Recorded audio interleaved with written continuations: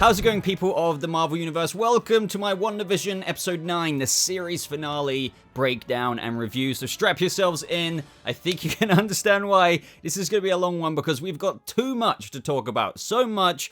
And I will blabber, I guess, about my general consensus of the finale at the end, just because we've got so much to get through. But one thing I will say, just because there was a lot of talk around disappointment, just due to expectations, I wouldn't say I was disappointed by this finale. I would say the overall feeling I feel is fulfilled. Don't get me wrong, there are some issues here and there, but overall, the vibe I'm feeling is like, you know, that was a good ride. I really can't wait to get to things like that post-credit scene, as in the post-credit scene and whatnot. So yeah, if you've been enjoying the ride so far on this channel with WandaVision, don't worry, I will be doing further Marvel videos such as for Falcon and the Winter Soldier, so stay tuned for that in a couple of weeks' time. And just make sure that you've hit the red button, the subscribe button, if you are new here, because there's a lot of people who watch these videos week to week who still aren't subscribed, so I'd really appreciate that.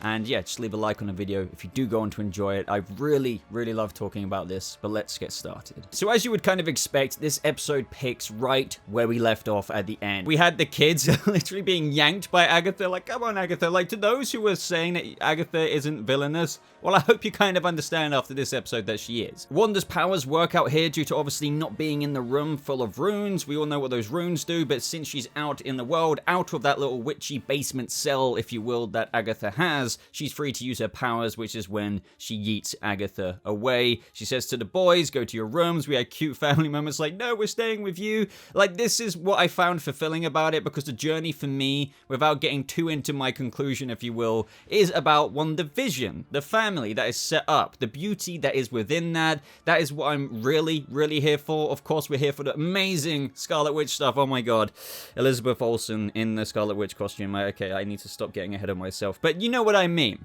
Things like that are what I really kind of connected with. Now, kind of just like what we saw in the Salem Witch Trials, Agatha basically absorbs one of Wanda's blasts, and she says, I take power from the undeserving. It's kind of my thing. And as a result, we see some of Wanda's hand get drained, just like what we saw, as I said, in the Salem Witch Trials, where they were basically Indiana Jones, Raiders of the Lost Ark, completely devoid of life. So as a result, it's kind of like the more Wanda fights her, the more she's just going to get weaker, and the more Agatha will prevail. Also, I did find it pretty smart in how Wanda thought of an alternative in this moment, with how she got the car to absolutely slam dunk Agatha, just because technically that isn't her power hitting her. So yeah, you could technically kill her in that way, but it seems that, you know, in witchy ways, she must have teleported in a reflex kind of way just before the car got to her, with her little boots left behind. This is when the White Vision arrives. I have to say, he looks really cool. I know we saw him last episode, but now we kind of saw him out of his little freaking Master Chief stasis pod. To all you gamers, you freaking understand what that means. I appreciate how they played it. He looked at Wanda with absolutely no recognition, and obviously this is still Paul Bettany, so it's just, we're used to seeing him with such an endearing look towards Wanda, and now it's like alien, completely no familiarity there. Wanda asking if it's really him. He grabs her face. They play it in their typical kind of affection way, but no, he starts to crush her skull, and you hear bones cracking. And lo and behold, we know for the past couple of episodes now, Vision has been flying his way back from Darcy's freaking, what was it, ice cream car, and then completely slams into the White Vision, and that kind of ensues their battle this episode. We got that moment from the trailers when Vision's like, this is our home, let's fight for it. One thing I would say, don't get me wrong, I'm kind of partially torn here. Some people are saying, and I kind of agree with it, I wish we didn't have Wanda in sweatpants for the whole episode, if you know what I mean, and we got that amazing suit. I'm saving my energy of absolute fanboyism for that part of the review and breakdown. But yeah, what I wanted to say is, because this starts off the breakdown of the fights and whatnot, I kind of wish we saw it a little bit earlier, but I still liked the lead up to that moment of when we got that suit. But what did you think? Would you have preferred it a little bit earlier? Let me know down in the comments. So whilst the Vision versus Vision fight was ensuing, got a little bit of comedy there. So can't we resolve this peacefully? I guess that's a no then, because it was like, yeah, Wanda Maximoff must be neutralized. We had Hayward back at the sword base looking very pleased with himself. Freaking Dickwood Hayward, whatever you want to say. He really annoys me. This next bit was a bit like, I don't think this is nitpicky. I will let you guys make your mind up on that. So we had Jimmy Woo saying to Hayward that he will never be able to cover this up. But like, you know that moment where he's literally in the sword base? there's guards standing right behind him. He, with his handcuffs, takes that phone, that smartphone off the table, and as I said, the next scene, or the very same scene when you see the outside part of that, you see that armed guard standing right behind him. I'm sorry, I don't mean to be nitpicky, but anyone and their grandmother would have noticed that. I just wish in moments like this, there's some kind of smarter approach to filming that. I don't know how. I don't know what way they could have done it right now off the top of my head, but it's painfully obvious.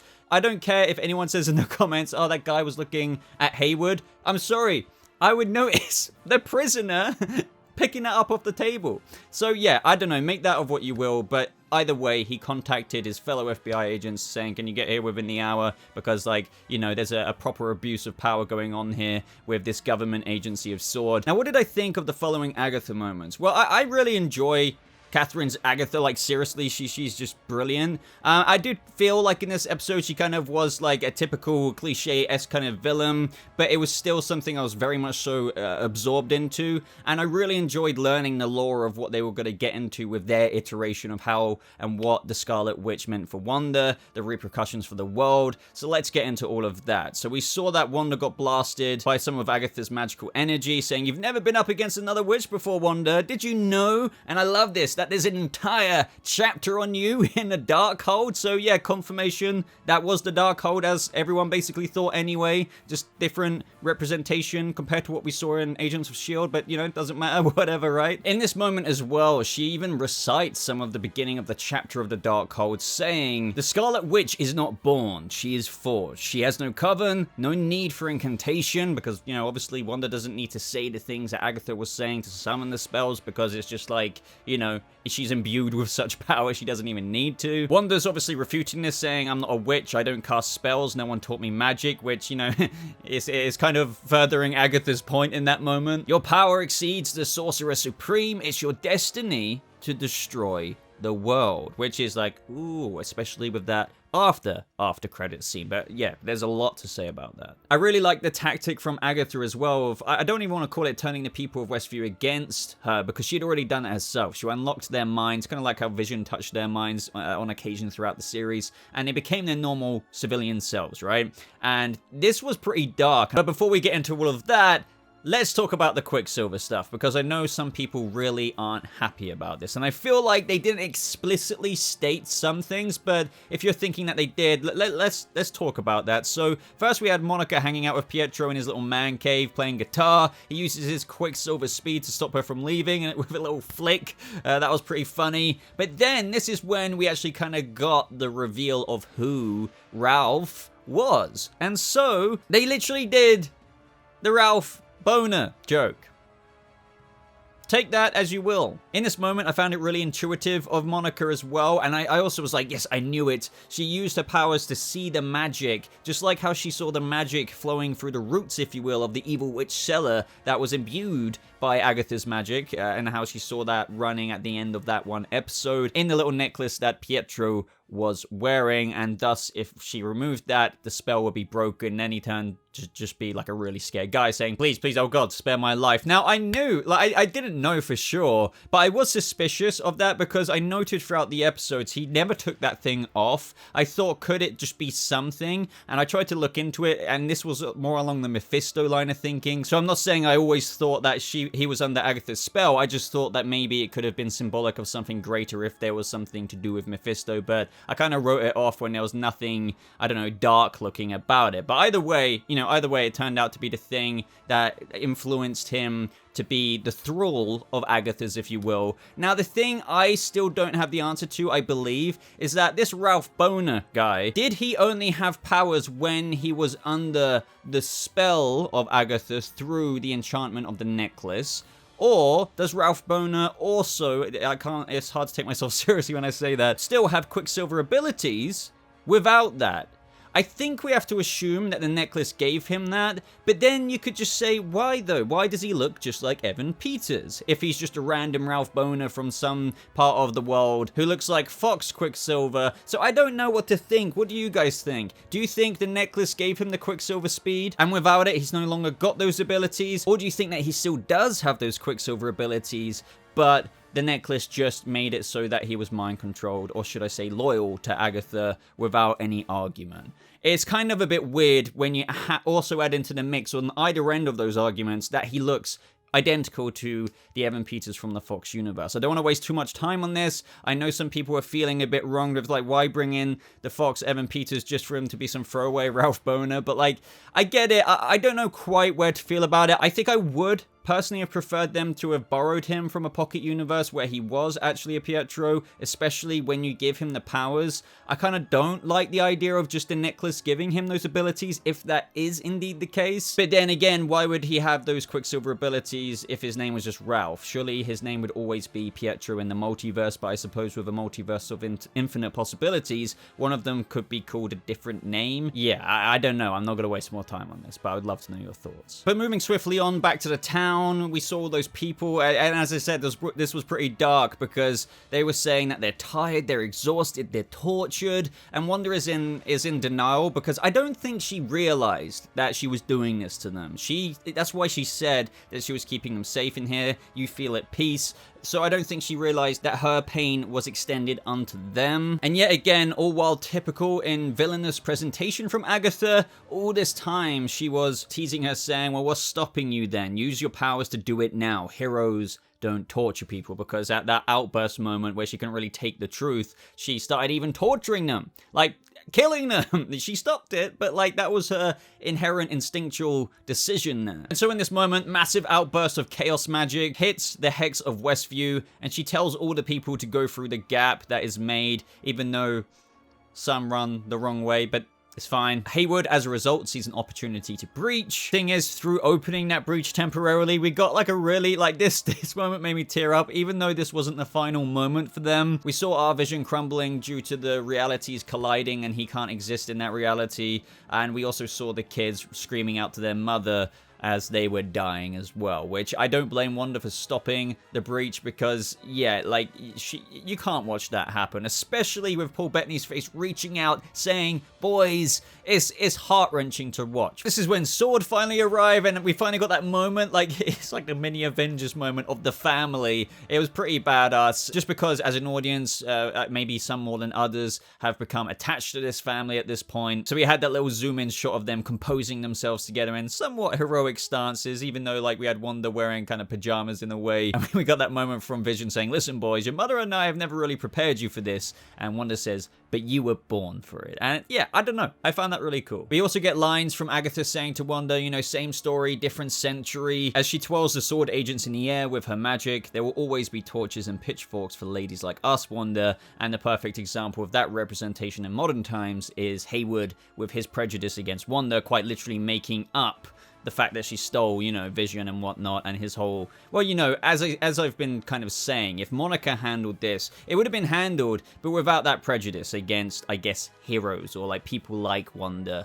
and it would have been neutralized in, you know, with difficulty still, but in a much less invasive way. Wanda says, boys, handle the military, Mummy will be right back, and I love the scenes of the kids taking all their guns, and Hayward, Dickwood is such a dick. He comes out, shoots the kids, but Monica uses her powers, and this was a really interesting way to do it, to kind of stop the trajectory of the bullets to such a standstill that when they came out the other side of her body, they just fell. But we also saw the telekinesis powers being used to stop the bullets as well from Billy. And this was more or less the end of Hayward's story because Darcy comes out of nowhere, practically, I think, her only footage in the episode, if you think about it, and says, have fun in prison as she smashes into his car. But let's talk about that Vision moment. I found it a very, very interesting way to tackle it. We had the battle continuing, and the White Vision quite literally points out that his programming directive is to destroy the Vision. But our Vision tries to convince him that he's not the true Vision, though, which kind of like makes him think, but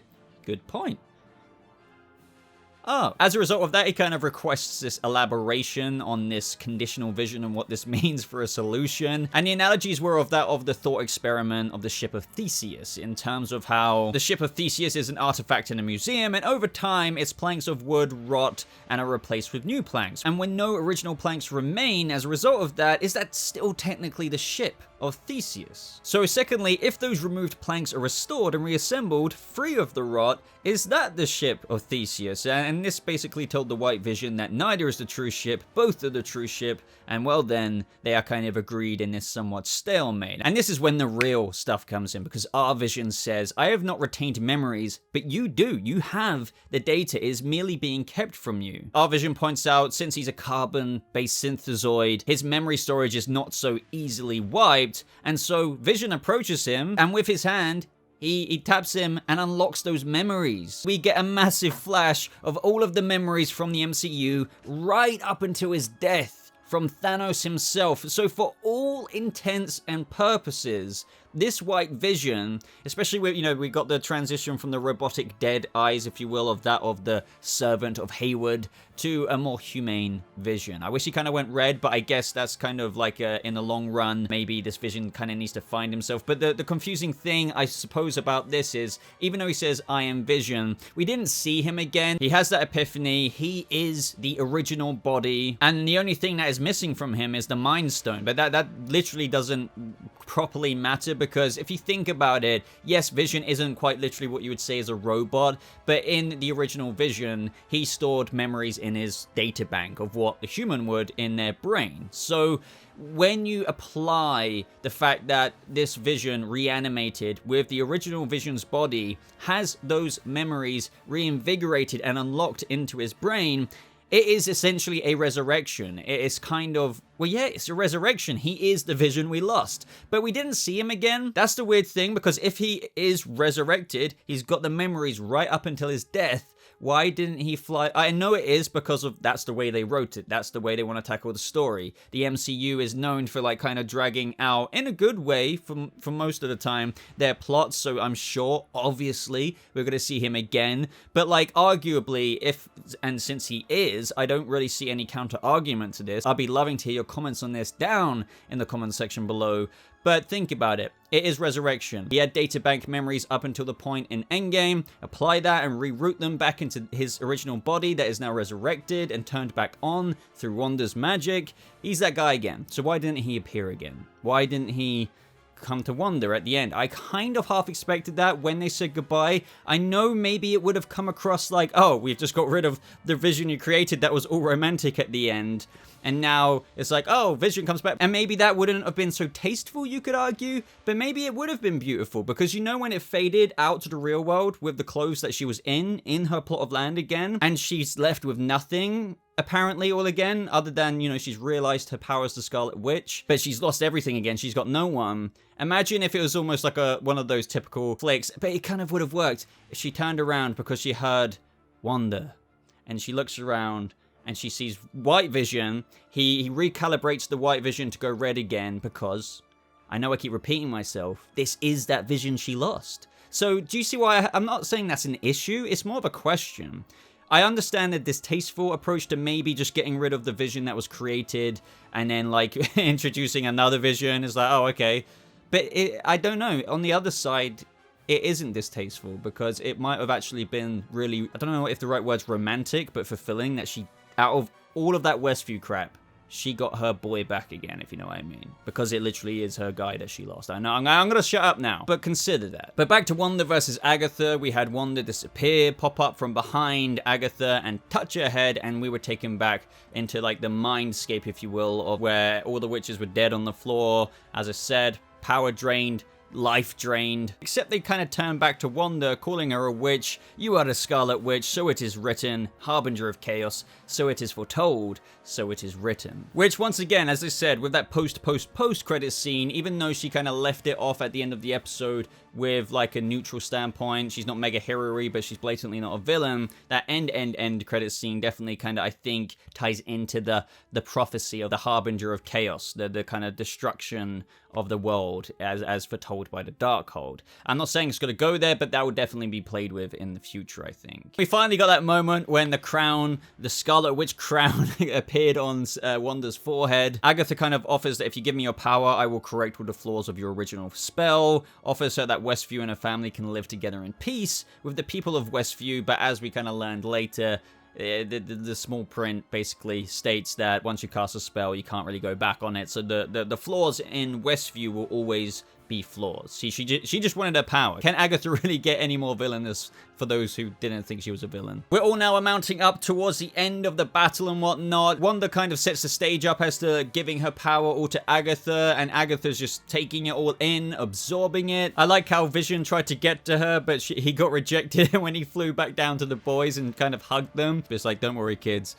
Mum's having a moment. The more Wanda got rid of her power, the more dead she was looking, like really drained of energy, just like the other witches in the past. And so in this moment, Wanda's body and face just kind of heal off damage. And this, I don't know, I do kind of want to say it's predictable, but the runes, we all knew the runes would somewhat pop up again. I even mentioned this in my last breakdown and how it will probably pop up in the finale, if not in the future of the MCU. Turns out it was this episode, and how those spells that she flung out to the walls of the Hex were indeed the runes. And she said, thanks for teaching me the spell. And so Agatha was basically couldn't do anything. And also in that moment, there was such a massive influx of chaos magic once again. That happened quite a few times this episode, and in a very reminiscent way to what Wanda saw when the Mind Stone first made contact with her, and she saw that kind of witch vision of the future of the Scarlet Witch. She became the Scarlet Witch in costume. You kind of have to wonder, like, how did she kind of think of the suit designs in that minute? But like, throw all that away. She looks incredible. Absolutely incredible. The suit to the crown, like the details even in the crown, like, if you will, tiara, if you want to say, it's just impeccable. Elizabeth Olsen is just so fantastic in that suit. I can't wait to see her again in the future. And I know we only got this suit right at the end, but I like also how we saw it with a hood up later on. It's just, I could praise this forever. It looks incredible. With Agatha defeated, and obviously the Scarlet Witch fully actualized, because this is an important thing to remember. In this moment, yes, she was always technically the Scarlet Witch, especially after the Mind Stone, but now she is fully the Scarlet Witch. I think she's been donned magically that. And that is why Agatha says in that moment, oh God, you don't know what you've done. And then the monk's all like, oh, what are you going to do? Just kind of lock me up? Like, whatever. Now she also then says, after that, you have no idea what you have unleashed. And as a result, she then says, you're gonna need me. So we'll be seeing Agatha again in the future with whatever development Scarlet Witch has to face as a consequence of her powers fully being actualized with the unleashing factor. She's gonna need to understand that, because I think Agatha understands what she's unleashed. But what has she unleashed? As I said, I think this all stems from her birth of fully crowning. I guess, yeah, it was the crowning moment, if you will. It was the crowning moment of the Scarlet Witch. And I think what you can at least put a guess at what she's unleashed is something maybe from the Hell Dimension. I'm not trying to be that guy, Mephisto, but like whether it's Mephisto or any other interdimensional being, I think you have to assume it points to that. And with the Darkhold coming from the Hell Dimension, maybe it's a slightly lesser being than Mephisto. Maybe it's even the creator of the Darkhold itself. But regardless, I think with her fully actualizing, Agatha knows exactly what the repercussions are in the prophecy if the Scarlet Witch fully comes to fruition, and that is why she's like, you're gonna need me. Now, I kind of thought in this moment, like, wouldn't you ask what you've unleashed? I know Wanda says, and I'll know where to find you, but like, I don't know about you. I would ask. I would be like, what the hell did I just unleash? Can you tell me? Can you tell me? Like, please, like, is it somewhat like, do you see what I'm saying? That is obviously for plot. They want to tingle us along as to what this could be, and I am fascinated.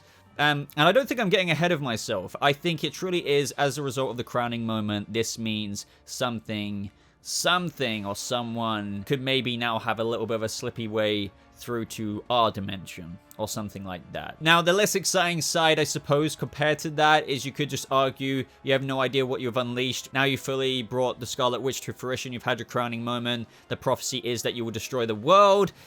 Yeah, I guess you could say that is what she's unleashed, but when she says unleashed, that implies to me something else other than Wanda. I don't know though. What is your take? So basically, Agatha is reverted back to her Westview role, and she's tucked away for a rainy day to whenever we get maybe a solo movie, or maybe even the multiverse of madness. I don't know though, and that's another thing.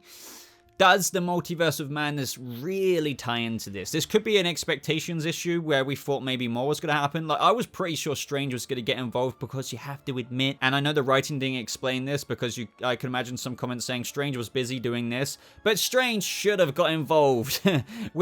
There's beacons and pinnacles of power flaming out of the hex with chaos magic. You would have thought a wizard would get involved. Look, I know some people hate me saying that, but come on. When it reaches this point, it is a Doctor Strange level threat, especially when you tie in the aspects of the Darkhold, that being a book Strange would know about, through the Ancient One's little freaking library vault of God knows how many powerful books. You know what I'm trying to say. Like, I do give this show a pass as much as I can, but there are little squeaks and pips like this which you just think, hey, yeah. I trust you understood my made-up language just now. And so, we reached a very bittersweet ending where the hex is kind of shrinking because Wanda knows she can't really keep this up. And Vision in this moment says it's time, and that she will set everything right, just not for us. I think that line is more important than what it just came across. You could just, like, disregard it as like, yeah, everything will be set right by Wanda, like, but not for us. That's because you have to think the us will be the real Vision that has now got his memories back, but not the created Vision. The Maximoff family walk back to their house. They spend a moment with the boys saying that your mother and I are very proud of you both. A family is forever and we could never truly leave each other even if we tried. Now, did anyone else think, like, I'm not trying to ruin a bittersweet moment and living through it again in this breakdown and review, but did this literally feel to anyone else like it was kind of like putting down a pet? I'm sorry to use that example, but like these boys had no idea what was coming, and that's kind of like how it is. Do you know what I mean? Like, they're literally about to die and like they're saying nice things, but like, do you know what I mean? It literally was. It's kind of messed up, but like it's an inevitability. It's something. That's why I use the analogy, because it's very similar. And they both knew it. Like, the parents knew it. The kids didn't know it. Yeah.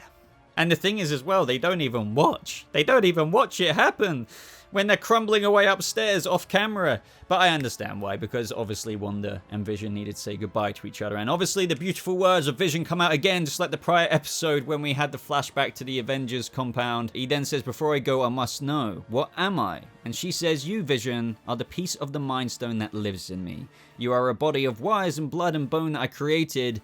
You are my sadness and my hope, but mostly, you are my love. And yes, this moment was beautiful. I was reduced to very teary eyes. I couldn't help it. And it's true. Like, technically, that Vision will always live on through her mind because the Mind Stone is technically a part of Wanda in a way that gave her abilities. But the poetry to it is like, even though technically speaking, Vision said he isn't real, the beauty of those words in that episode is where he is a memory made real. And that's really cool. Like, quite literally, there is a real semblance of him that will always continue on. We have said goodbyes before, so it stands to reason we'll say hello again. And she holds him as he disintegrates. He says, so long, darling. While, I'm sorry, I have to say it, the kids die upstairs. We had a moment between Monica and Wanda. The people of Westview were kind of looking at Wanda in disgust. Obviously, everyone can understand why. And so the episode fades. No, please stand by. But there were two end credit scenes. Now, the first one, very easy to talk about. They were clearing up the mess in Westview. We had Jimmy and Monica, Hayward arrested, and it's kind of obvious that, I think Monica has quite the future. But this is when we had that moment when a freaking scroll comes to fruition and says, an old friend of your mother's wants to kind of talk to you, but up there. Oh, who is that? Nick Fury. Now, I thought maybe we would have actually seen him. I thought maybe we would have seen them beam up, Star Trek style. But no. But yeah, that was a cool moment. I didn't actually truly expect that, but I really want to move on to the panning over the mountains area. Now, this was very interesting to leave it off at, because it's like, there was a whole question of, is Wanda going to be like a villain in the MCU or like a hero or somewhere in between? I don't want to say that this undoes any of the kind of neutral Wanda we had at the end. The one who is pretty logical, rational now, you would hope, as she understands the ethical issues of Westview and she flies off. But now we see Wanda in a remote location. I was thinking, oh, is Strange going to pop up? I think a lot of us were probably thinking that. Maybe something like that. And it's very important to note that before she flew away to Monica, she says, I don't understand this power. but I will. Which understandably makes sense as to why she'd be reading the Darkhold, but be careful what you meddle with, I guess. You know, the Darkhold, as Agatha says, the book of the damned. And it's kind of like, be careful, Wanda, because your prophecy says you had destroyed the world, and you kind of did look villainous in that moment, but I kind of liked how it's like she has a multitasking ability. She's making a coffee for herself while she's like flinging through the Darkhold books. All these weird wickedy runes are coming up. And I believe this does beg the question of caution with this character. So it's not massively decisive if she is, oh my god, we need to kind of like worry about her now. But it's like, oh crap, she's meddling with dark stuff. Stuff from the freaking literal dimension of hell, if you know what I mean. So obviously, with her last words to Monica, she's learning about herself, probably reading the literal entire chapter about the Scarlet Witch. Makes sense, right? But the thing is, it cuts off when we hear Billy. Billy calling for help. And before it cuts off, we don't just see a look of conviction in Wanda's face to try and get back her kid somehow. It was like a brief wash of like anger and frustration. I need to do it. Like, damn, I'm gonna do it. Do you know what I mean? But I suppose maybe she stumbled across something in the Darkhold where it's like, but maybe I can bring them into reality. And then they will actually, you know, the expectations people had for like, you know, Mephisto absorbing the kids, this, that, and the other. Maybe that can still be done now. It's like we got a part of that story with Westview, and we all thought maybe Mephisto could be behind that with maybe making a deal, giving her the extra juice, and then eventually would come in. But what if like that was adapted in a way, but now moving forward, since it definitely teases her trying to still bring her kids about in some way or another, because that is kind of what she hears through the echoes of their cries for help, with some sort of existence of them still in a weirdy kind of way. You could argue that could continue that chapter from the comic storyline, with if she does really go down that path, she could bring about that destruction that is foretold with the Scarlet Witch, through her persevering to do that, bringing in, oh, what did Agatha say? You have no idea what you've unleashed. Maybe she unleashes some other being. Maybe, who knows who they adapt, Mephisto or something else. You get where I'm trying to go here. That is obviously speculation territory. I can't say any of that with pure confidence, but it was very clear the meaning and vibe they wanted to get across to you watching that. The only thing I'm wondering about is, but she said goodbye. You gave a clear message of acceptance, and now it's like, oh, okay, you're kind of going back on that with the book. It's interesting, but it does nod to source material accuracy as well. Like, Wanda can be a bit to and fro with her character, like hero-y, villainy, like, do you know what I mean? So now, as for the tie-in to Doctor Strange, you could argue the nuance of the episode could suggest that, oh, like, you know, it gets into his territory, but I still believe there's no abundantly obvious connection there. It would have been cool at the end for him to walk in with this power that he would have picked up, like, you know, arguably speaking and logically speaking, with him being like, Wanda. Not combatively, but just like if he approached her or like opened a gateway. And that's what I thought we would see in the other room. I didn't think we'd see the Darkhold. I thought we would see a spinny teleportation freaking spell start to open. But we still didn't get that. So yeah, you know, that's just another interesting thing within itself. Obviously, I'm dying to see these two together, especially now we have the actualized powerful Scarlet Witch, you know, as she looks awesome in those moments. And seeing Doctor Strange in his awesome flex of power as well would just be epic to see on screen. But overall, I would say I still really enjoyed this. There's cracks here and there in manners of speaking, if you know what I mean. And there's loose ends in certain ways that I believe are deliberate with what they want to pick up in the future. It still leaves us with many ideas and the ability to theorize on the future, just like I have plenty of times with this.